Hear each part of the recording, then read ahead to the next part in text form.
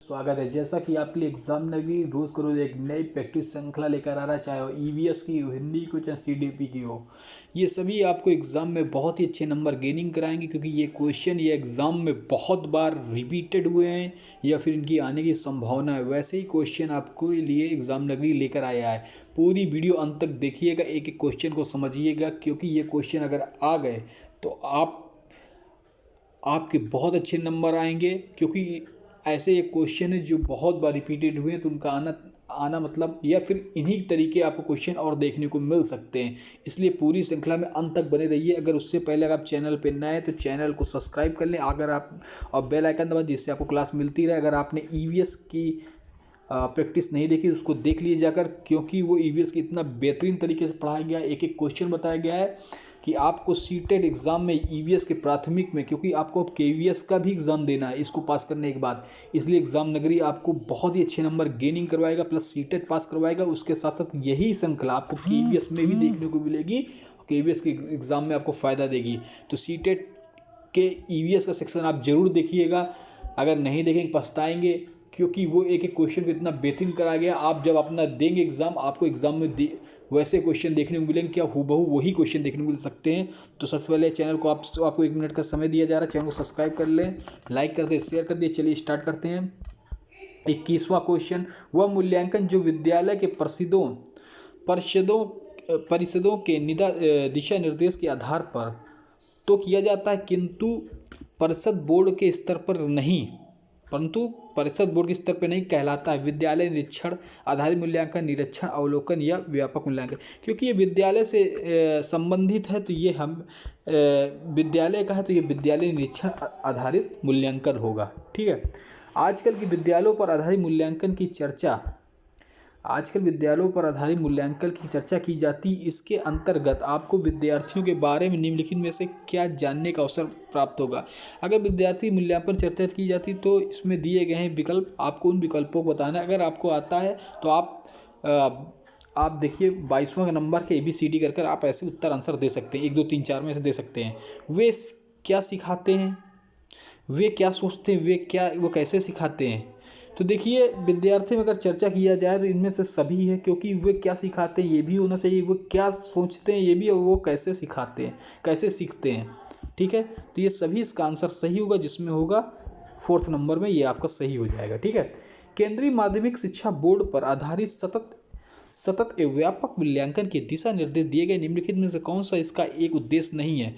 बच्चों पर पड़ने वाला दबाव को कम करना, या विद्यार्थियों को अपनी रुचि के अनुसार पढ़ने की छूट देना, या छात्रों को प्रवीणता निर्धारित अंकों के स्थान पर ग्रेडों का उपयोग करना, निदान या उपचार की साधन की व्यवस्था करना। तो देखिए अगर केंद्रीय माध्यमिक बोर्ड के आधारित सतत व्यापक मूल्यांकन के निर्देश दिए गए निम्नलिखित में कौन सा इसका एक उद्देश्य नहीं है, तो देखिए बच्चों पर पढ़ने वाले दबाव कम करना, ये तो है ही। देखिए बस्ता उस्ता कम कर दिया गया है, अब बस्ता वाली नहीं है कि लात के बच्चे जाते थे।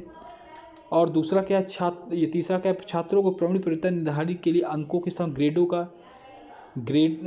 का उपयोग करना, ये भी अब देख लें ग्रेड व्यवस्था हो गई। निदान, देखिए निदान के बाद उपचार जरूरी, ये भी है। लेकिन विद्यार्थियों को अपनी रुचि के अनुसार पढ़ने की छूट देना ये नहीं है भाई। एक सिलेबस पाठ्यक्रम एक निर्धारित किया गया है, विद्यार्थी वही तो पढ़ेगा, अपने मन से थोड़ी पढ़ने लगा। हिंदी है तो उसमें अकबर बीरबल पढ़ने लगा, और मैथ है तो उसमें पढ़ने लगा व्याकरण, तो ये छूट नहीं दी जा सकती। ठीक है। ये इनमें से कौन सा कथन का उद्देश्य नहीं है, तो यही वाला नहीं है। ठीक है। चलिए इसके बाद अगला क्वेश्चन देखते हैं। 24, सतत एवं व्यापक मूल्यांकन से तात्पर्य क्या है। एक बार के कार्यक्रम के बदले निरंतर मूल्यांकन, छात्रों को शैक्षिक एवं शैक्षिक पक्षों में से किसी एक क्षमता का व्यापक मूल्यांकन, छात्रों के ज्ञान, समझ, व्याख्यान, प्रयोग, विश्लेषण इत्यादि क्षमता का मूल्यांकन, या छात्रों की याद करने की क्षमता का मूल्यांकन। आपको इनमें से कोई भी जो ऑप्शन सटीक लग रहा हो आप आंसर दे सकते हैं। 24 का ABCD या 1 2 3 4 कर। ठीक है। तो देखिए जब व्यापक मूल्यांकन है तो इस सतत व्यापक मूल्यांकन तात्पर्य तो एक बार के कार्यक्रम के बदले निरंतर मूल्यांकन नहीं होता। आपने देखा होगा किसी बच्चे का निरंतर मूल्यांकन अगर हम करेंगे, भाई कर ही नहीं सकते, बार बार करेंगे वो परेशान हो जाएगा। इसलिए कभी भी निरंतर मूल्यांकन को स्थायित्व नहीं दिया गया है। दूसरा क्या, छात्रों को शैक्षिक और सह-शैक्षिक पक्षों की क्षमता का व्यापक हाँ, उनके शैक्षिक और सह-शैक्षिक पक्षों किसी एक क्षमता का व्यापक मूल्यांकन, हाँ, ये हम कर सकते हैं इन दोनों में से। छात्रों की ज्ञान समझ व्याख्या अनुप्रयोग विषय इत्यादि क्षमता का मूल्यांकन, ये नहीं होगा व्यापक मूल्यांकन का, यही हमारा दूसरा सबसे सटीक है। और ये छात्रों की व्यापक मूल्यांकन, ये भी नहीं। दूसरा हमारा आंसर बिल्कुल सटीक आंसर है। 25वां देखते हैं, निम्नलिखित में से कौन सा सतत व्यापक मूल्यांकन का एक उद्देश्य नहीं है। तो नहीं पे आपको टारगेट करना, नहीं। याद रखने पर बल देने के बदले समीकरण पर प्रक्रिया पर बल देना, तो याद रखना तो रटन विद्या तो है ही नहीं है। रटन विद्या जहाँ पे आ जाए वो निगेटिव है, मतलब है ही नहीं है।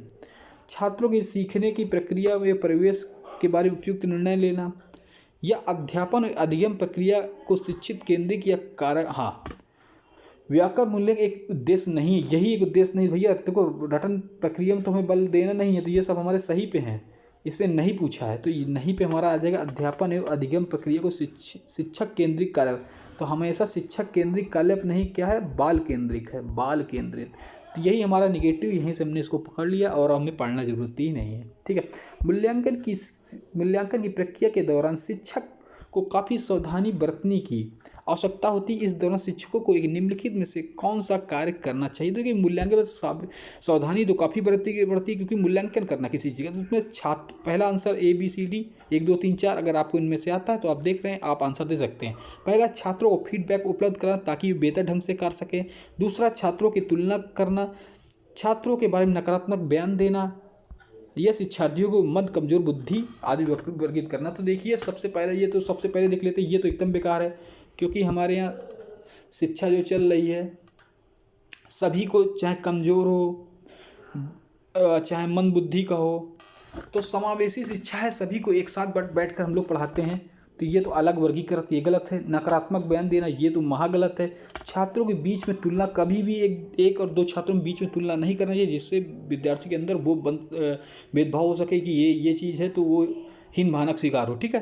तो इसका पहला ही आंसर सही है कि छात्रों को फीडबैक उपलब्ध कराना ताकि बेहतर ढंग से कर। चलिए 27वां देखते हैं, सतत एवं व्याकरण मूल्यांकन के बारे में निम्नलिखित में से कौन सा कथन असत्य है। तो देखिए असत्य को देखिए, एक आप देख लिया करिए, सबसे पहले असत्य और सत्य देख लीजिए, ये इसको टारगेट कर लिए, नहीं हमेशा गलत हो जाता है। सतत व्यापक मूल्यांकन के सतत पहलू के अंतर्गत मूल्यांकन की सतत अवधि और पहलू को ध्यान रखा जाता है। असत्य पूछा है तो भाई ये तो ठीक है, पहलू का ध्यान रखा जाए। व्यापक संगठक में विद्यार्थियों के विकास शैक्षिक के अलावा इसके अलावा शैक्षिक पहलुओं के निर्धारण शामिल, अभी ऊपर बताया था, शैक्षिक और शैक्षिकों का मूल्यांकन में से एक को करना है। ठीक है, ये भी सही है। तीसरा देखते हैं, इनमें से असत्य पूछा है तो असत्य को हमको ढूंढना है। इनमें से छात्रों उपलब्धियों को मूल्यांकन के अंकों के रूप में, भैया ग्रेडिंग प्रणाली अंकों के रूप में कैसे कर सकते हैं इन छात्रों को उपलब्धि मूल्यांकन अंकों के रूप में, तो यही हमारा एक असत्य है, यही हमारा राइट आंसर है तीसरा। ठीक है, जो हमारा गलत, यही हमारा गलत है, यही राइट आंसर है, तो ये गलत है। इनमें से मूल्यांकन की बहुविधि तकनीकों का उपयोग किया जाता है, हाँ ये सही है। तो जो हमारा गलत है असत्य, यही ढूंढना है, हमारा तीसरा आंसर सही हो जाएगा। ठीक है, चलिए निम्नलिखित में से कौन सा सतत एवं व्यापक मूल्यांकन का एक उपकरण साधन है। निरीक्षण, प्रश्नावली, जांच सूची 1 2 3 4 में कौन सा। तो देखिए अगर सतत व्यापक मूल्यांकन का अगर हम लोग देखना चाहेंगे तो को निरीक्षण भी आता है, प्रश्नावली है, जांच सूची, ये तीनों ही बहुत ही महत्वपूर्ण पहलू हैं। ठीक है, तो इसमें ये सभी आंसर राइट हो जाएगा। देखिए कभी कभी जब कभी ये सभी उपयुक्त सभी अगर आंसर दे दिए जाएं तो अगर आपको नहीं आता तो आप इसी पे टिक मारिएगा, क्योंकि मैंने अभी तक जितने आपको लगवाए हैं या लगवा रहे हैं उसमें अगर चौथा ऑप्शन ये सभी दिया है तो 90% आंसर आपका यही होता है। तो मैं हमेशा कहता हूँ जहाँ पे ये सभी उपरोक्त सभी आ जाए उसमें आँखी मूंद की टिक लगा दिया करिए। अगर नहीं आ रहा है आपकी 100% नहीं तो 90% एकदम सही हो जाएगा। ठीक है, ये आपको की बताते जा रहा हूँ कि कैसे आप सफलता वहाँ पाएंगे। ठीक है, जैसे कई की हैं, जैसे केवल है या बहुत ही ऐसे कई शब्द हैं जो आपको निगेटिव पे आते हैं। ठीक है, अधिगम के अच्छे मूल्यांकन के मानक दंड हैं, ये युक्ति संगत होते हैं, ये विश्वसनीय होते हैं, ये तुलनीय होते हैं, ये सभी। तो भैया युक्त संगत भी होते हैं, विश्वसनीय होते हैं, तुलनीय होते हैं, ये सभी। देखिए इसका भी आंसर ये सभी वाला सही हो गया। आज का आखिरी क्वेश्चन 30 के 30 हमने आपको सॉल्व करा दिए हैं। CDP के EVS के सभी 30 के 30 हो गए। फिर एक नई श्रृंखला कल मिलेंगे। पारंपरिक एवं बाह्य परीक्षा की तुलना में वर्तमान समय विद्यालय आधारित मूल्यांकन को सुदृढ़ करने की आवश्यकता क्यों है? क्योंकि विद्यालय आधारित मूल्यांकन बच्चों की सभी योग्यताओं का मूल्यांकन होता है, या क्योंकि विद्यालय के आंतरिक मूल्यांकन वर्ष के अंत में एक बार होता है जिससे छात्र की असुविधा होती है। तो वह अंत के एक बार नहीं होता, क्योंकि आप देखते हैं त्रैमासिक होता है। तो ये आप गलत हो जाएगा। विद्यालय के आधारित अंकों के आधार पर विद्यार्थियों को उत्तीर्ण अंतिम नहीं भैया, ग्रेडिंग प्रणाली ये भी गलत है। इसमें उपरोक्त सभी ये भी गलत, इसका ये सही होगा। उपरोक्त सभी है, लेकिन आप पढ़ लें क्योंकि विद्यालय आधारित मूल्यांकन बच्चों की सभी योग्यताओं का मूल्यांकन होता है। भैया सभी है, तो इसमें उपरोक्त सभी गलत हो जाएगा। आपका पहला आंसर सही हो जाएगा। तो आपको क्लास कैसी लगी है? तो सबसे पहले आप लोग सब्सक्राइब करें, बेल आइकन दबाएं, जिससे आपको क्लास की सूचना मिलती रहे। चैनल को लाइक कर दे, शेयर कर दे। धन्यवाद।